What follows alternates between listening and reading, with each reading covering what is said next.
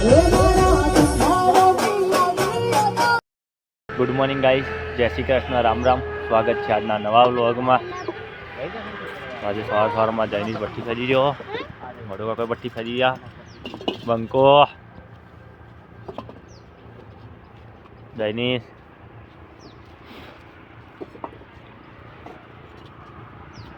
काका गल्ला काटी गया। तो गाइस पप्पा उतार गया गल्ला જોઈ શકો તમે।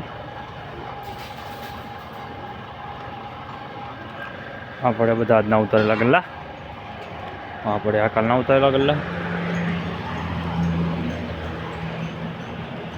આપણે પક્ષીઘર,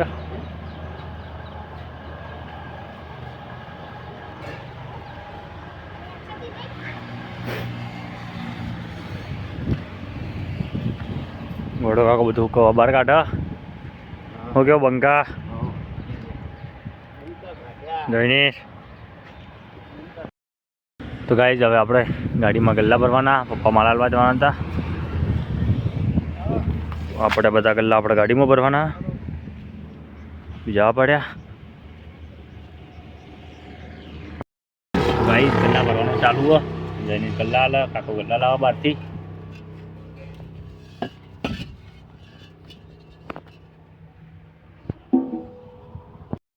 गाइस भट्टी खड़कवानुं चालू है। जैनीश गल्ला लाई गयो, बंको आपणे बधो काचो माल आपड़ा पकाववानो भट्टीनी अंदर। गल्ला हा कुलड़ा हा।